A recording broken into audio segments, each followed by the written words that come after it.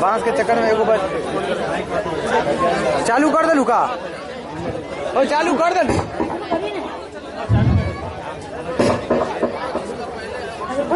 अस्सलामु अलैकुम वरहमतुल्लाहि वबरकातुहू। वालेकुम अस्सलाम वरहमतुल्लाहि वबरकातुहू। अम्मी आज ऑफिस में इतना काम था, मैं तो थक गई हूँ। अम्मी भाभी कहाँ है, दिखाई नहीं दे रही है। वो तो हमेशा सोती ही रहती है। जब भी मैं ऑफिस से आती हूँ तो भाभी तो मुझे दिखाई नहीं देती।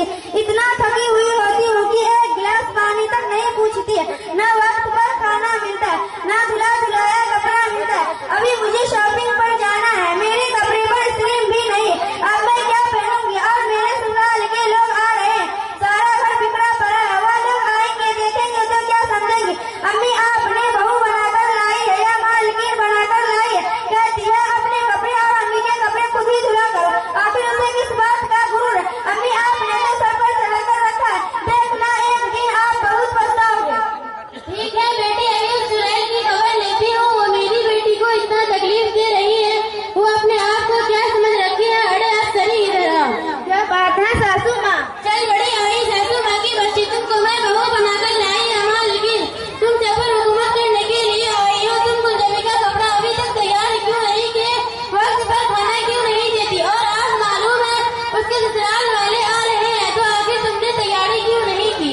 ये गलत बात है अम्मी, मैं तो वक्त पर खाना भी देती हूँ और कपड़े भी बराबर धुलती हूँ। रात में देर तक काम किया और गुलजबी के बिस्तर में क्या सोएगी, वो शिकायत कर रही है। अम्मी अभी मेहमान आने को तो काफी टाइम है, उनके आने से पहले हमारा काम हो जाएगा और इंशाल्लाह ज्यादा काम रहा तो आप लोगों को भी हाथ बटा देना चाहिए। अकेले में मैं कितना काम कर सकती हूँ? अम्मी दिन भर तो मेकअप में लगी रहती है, खाना कैसे पकाएगी? हाथ काला पड़ जाएगा ना, बर्तन कैसे धोएगी? हाथ फिर जाएगा ना। अम्मी एक हफ्ता पहले मैंने 1 दर्जन साबुन लाया था, क्या 1 हफ्ता भी नहीं चला कि सारा साबुन खत्म हो गया? हाय अल्लाह, मैं तो साबुन और क्रीम ला कर थक गई हूँ। कभी यह खत्म कभी वह खत्म। कभी आपसे देखा होगा तब ना, जब से यह घर पर आई है घर की सारी बरकतें खत्म हो गई है। और यही बात साबुन और क्रीम की तो तुम्हारा बेटा खुद ही कहता है, जरा बन ठान के रहा करो, अकेले में ही थोड़ी ना इतना इस्तेमाल कर लेती हूँ। और आप भी और आपकी बेटी भी। अरे मनहूस, तू मेरी बेटी के बारे में तू कौन होती है? महीने वाले तेरा बाप लाकर देता है, एक कौड़ी का सामान नहीं लाए नहीं। हमने समझा आएगी करेगी खिलाएगी, लेकिन तू तो साढ़े घर पर कब्जा करने के लिए आई है। लेकिन अब तेरा यहाँ कुछ भी नहीं होगा। तू आज अपने बाप को फोन करके बोलो, मुझे नकदी और दहेज का सारा सामान चाहिए। हाँ, आज के बाद मेरी बेटी का बिस्तर और कोई सा भी सामान पर हाथ नहीं लगाएगी। अम्मी आप जो हुआ उस बात से मैं माफी चाहती हूँ। मेरी शादी के वक्त जितना मेरे बाप से हुआ दिया और अब मैं कुछ नहीं ला सकती। भिखारी अगर 1 महीने के अंदर सामान नहीं लाई तो देख मैं तेरा क्या करूँगी। और नहीं तो मेरे बेटे को वो तुझे आज ही घर से निकाल देगा। चल भाग यहाँ से। अस्सलामु अलैकुम वरहमतुल्लाहि वबरकातुहू। वालेकुम अस्सलाम वरहमतुल्लाहि वबरकातुहू। आए बेटे, गुलजबी तुम्हारे ससुराल वाले आए हैं, चाय नाश्ता लेकर आओ। बर्तन पलंग बाल्टी ये सब क्या है? हम भीख मांग रहे हैं क्या? उसमें सोफा एसी फ्रिज ये सब क्या है? आप अपना सामान यहीं रखिए और अपनी बेटी भी, और मैं जा रही हूँ। अम्मी रुक जाइए ना। देखो बहन, आप के यहाँ की औरत कितना वादा खिलाते हैं। वालेकुम अस्सलाम वरहमतुल्लाहि वबरकातुहू। अरे आप लोग ये क्या दंगा फसाद कर रहे हैं? बहन आप ने तो हमारी बहन आप देखो बहन, आप के यहाँ की औरतें कितना वादा खिलाफी करती हैं। शादी से 1 साल पहले कह रही थी दहेज का सारा सामान दूंगी, आप बटोल बटोल करी है।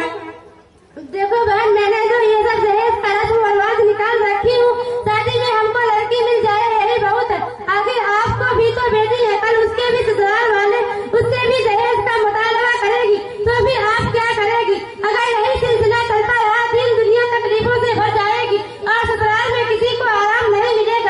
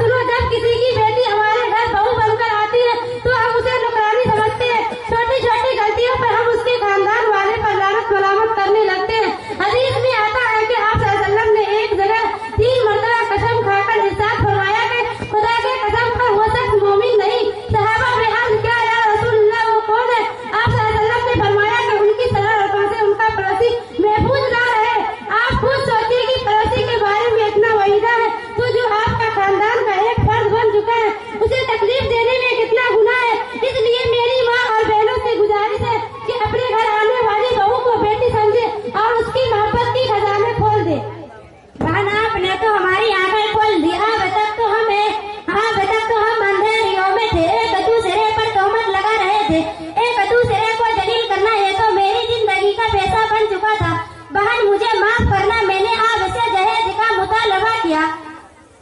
तो मैंने माफ किया, अल्लाह भी माफ करेगा। बेटी जरा बहू को बुला लाओ। भाभी भाभी क्या बात है अम्मी?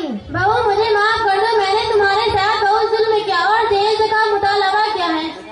मैंने माफ किया, अल्लाह भी माफ करेगा। शुक्रिया, हम सबकी आंखें खुल गई, अब हम लोग मिलजुल कर रहेंगे।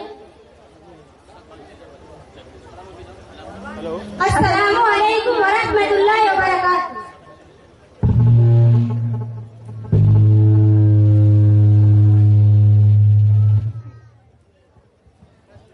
माशाअल्लाह, आप हज़रात ऐसे वाक़यात और हालात आपके सामने इन बच्चों ने रखा है जो हमारे माशरे की खराबियों में दाखिल है। इसलिए अपने माँ बहनों से गुजारिश करूंगा कि इसको सिर्फ बच्चों का मुकालमा नहीं बल्कि हमारी जिंदगी की बुराई समझ करके उसको सुधारने की कोशिश करेंगे। इंशाअल्लाह हमारा माशरा पाकीज़ा बन जाएगा। आइए इस प्रोग्राम को आगे बढ़ाते हुए मैं अजीजा फरजाना खातून बिन्त